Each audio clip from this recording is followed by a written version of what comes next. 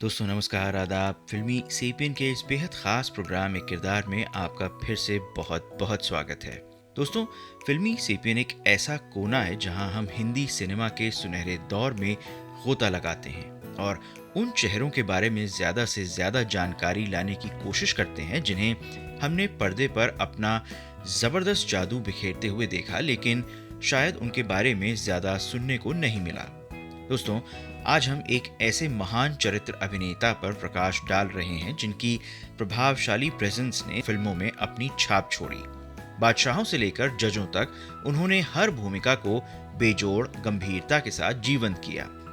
जी दोस्तों, हम बात कर रहे हैं पुराने दौर के जाने माने चरित्र अभिनेता मुराद साहब की। तो चलिए बॉलीवुड के इस गुमनाम नायक के अद्भुत सफर को देखते हैं। हामिद अली मुराद साहब, जिन्हें सिर्फ मुराद साहब के नाम से भी जाना जाता है, इनका जन्म 24 सितंबर 1911 को ब्रिटिश भारत के दौरान उत्तर प्रदेश के रामपुर में हुआ था। मुराद साहब की पर्सनालिटी बचपन से ही काफी एरिस्टोक्रेटिक थी। उनका गोरा और साफ रंग, लंबी कद काठी, जबरदस्त आवाज और गहरी भूरी आंखें उन्हें बिल्कुल एक यूरोपियन बना देती थीं, जिससे इनकी पर्सनालिटी बेहद प्रभावशाली बन जाती थी। यही वजह है कि उनको कई बार सप्रू साहब के साथ भी कंफ्यूज कर दिया जाता था। दोस्तों, अगर आप सप्रू साहब के बारे में कुछ जानना चाहते हैं तो ऊपर दिए गए आई बटन पर क्लिक कीजिए। सांस्कृतिक रूप से समृद्ध माहौल में पले बड़े मुराद साहब का रुझान शुरू से ही कला की ओर था। उन्होंने अलीगढ़ मुस्लिम विश्वविद्यालय यानी AMU के प्रतिष्ठित STS high school Minto circle से पढ़ाई की, जहां कहानी कहने का उनका जुनून आकार लेने लगा। पढ़ाई खत्म होने के बाद मुराद साहब रामपुर के म्युनिसिपल बोर्ड में एक अफसर भी बने, लेकिन वे बचपन से ही एक लेखक बनना चाहते थे। इसलिए उन्होंने अपनी अफसरी छोड़कर मुंबई आने का फैसला किया, लेकिन उन्हें शायद ही पता था कि यह जुनून उन्हें हिंदी सिनेमा के सबसे सम्मानित चरित्र अभिनेताओं में से एक बना देगा। 1938 में वे मुंबई चले गए क्योंकि उनके पास कोई विकल्प नहीं था। रामपुर के नवाब रजा अली खान साहब के साथ हुए विवाद के कारण उन्हें अपने गृहनगर रामपुर से निकाल दिया गया। उन्हें जाने के लिए सिर्फ 24 घंटे का समय दिया गया था। वे लेखक बनना चाहते थे, लेकिन महबूब खान साहब ने उन्हें अभिनेता के रूप में नियुक्त कर लिया। उन्होंने लगभग 500 से ज्यादा फिल्मों में काम किया और शायद जज की भूमिका निभाने का वर्ल्ड रिकॉर्ड भी उन्हीं के नाम पर है। उन्होंने करीब करीब 300 फिल्मों में जज की भूमिका निभाई। उन्होंने रामपुर को फेमस कर दिया। उन्हें मुराद रामपुरी के नाम से भी जाना जाता था। लेकिन जैसा कि सप्रू साहब के साथ हुआ, उसी के शिकार मुराद साहब भी रहे। मुराद साहब जब भी फिल्मकारों से मिलते तो वह सब उनकी शख्सियत, चेहरा मोहरा देखकर चौंक जाते थे और सब उनको अभिनेता बनने की सलाह देते थे। चूंकि मुराद साहब ने फिल्मी दुनिया में 34 साल की उम्र में कदम रखा था, तो हीरो के रोल्स मिलना थोड़ा मुश्किल था। इसलिए उनकी अभिनय की शुरुआती दौर से ही एक चरित्र अभिनेता के तौर पर रही। मुराद साहब ने 1940 के दशक की शुरुआत में सिनेमा की दुनिया में कदम रखा और 1943 में आई फिल्म नजमा से अपने करियर की शुरुआत की, जिसका निर्देशन दिग्गज महबूब खान साहब ने किया था। मजेदार बात ये रही कि फिल्म नजमा में मुराद साहब ने अशोक कुमार साहब के पिता की भूमिका निभाई थी, जबकि वे सिर्फ उनसे एक ही साल बड़े थे।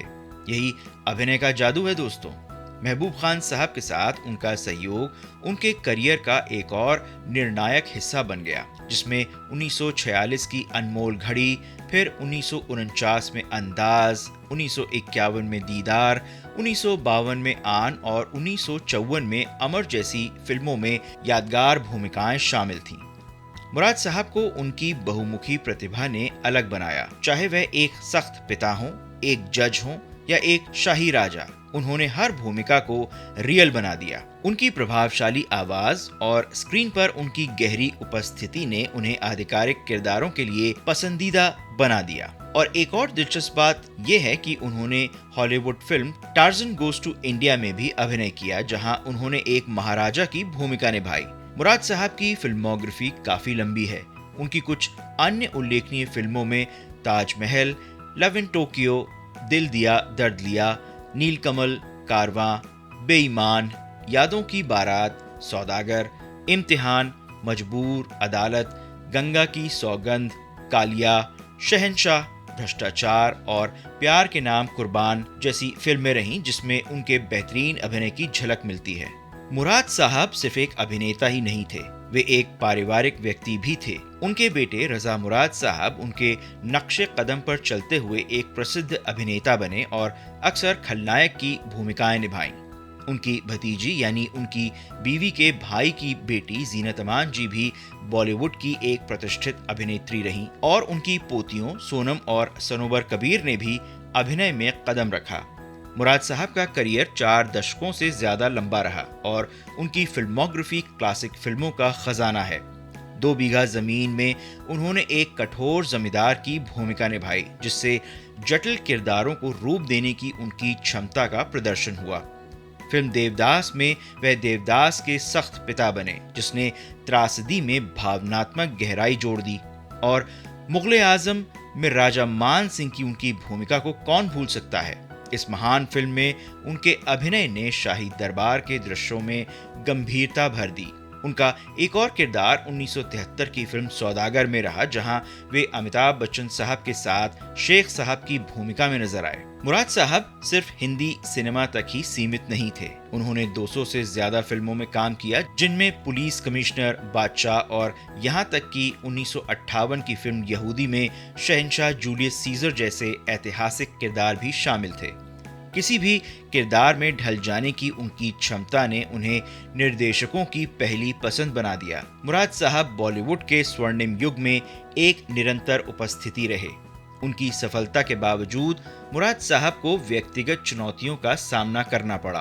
1981 में उन्हें लकवा का दौरा पड़ा जिससे उनकी गतिशीलता प्रभावित हुई और उनके लिए चलना फिरना मुश्किल हो गया। फिर भी अभिनय के प्रति उनके जुनून ने उन्हें आगे बढ़ने के लिए प्रेरित किया और 1987 में अपने रिटायरमेंट तक उन्होंने काम करना जारी रखा। उनकी आखिरी फिल्म झुमका 1995 में रिलीज हुई।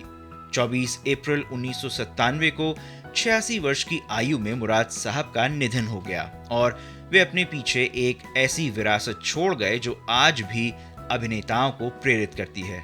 मुराद साहब के बेटे रजा मुराद साहब ने एक बार एक साक्षात्कार में बताया था कि उनके पिता का अपने काम के प्रति समर्पण बेजोड़ था। स्वास्थ्य संबंधी परेशानियों के बावजूद मुराद साहब का सिनेमा के प्रति प्रेम कभी भी कम नहीं हुआ। उनकी कार्यशैली और बहुमुखी प्रतिभा ने उन्हें भारतीय सिनेमा का एक सच्चा स्तंभ बना दिया। मुराद साहब भले ही सुर्खियों में रहने वाले अभिनेता न रहे हों, लेकिन हिंदी सिनेमा में उनका योगदान अविस्मरणीय रहा। उन्होंने हर किरदार में गहराई ला दी, जिससे छोटी से छोटी भूमिका भी अविस्मरणीय बन गई। फिल्म मुगले आजम की भव्यता से लेकर 2 बीघा जमीन की गहरी भावनाओं तक मुराद साहब के अभिनय बॉलीवुड के इतिहास में दर्ज हैं। ये वे अभिनेता हैं जो किसी अवार्ड और रिकॉग्निशन के बिना सालों तक अपनी अदाकारी और मेहनत से अपनी उपस्थिति दर्ज कराते रहे। तो मुराद साहब का आपका पसंदीदा किरदार कौन सा है, हमें नीचे कमेंट्स में बताएं। अगर आपको इस महान अभिनेता के जीवन की यह गहरी झलक पसंद आई हो तो इस वीडियो को लाइक और सब्सक्राइब करें और बॉलीवुड के सुनहरे दौर की और कहानियों के लिए नोटिफिकेशन बेल दबाएं। एक बार फिर से आप सबको फिल्मी सेपियन के प्रोग्राम एक किरदार वीडियो देखने का बहुत बहुत शुक्रिया। धन्यवाद।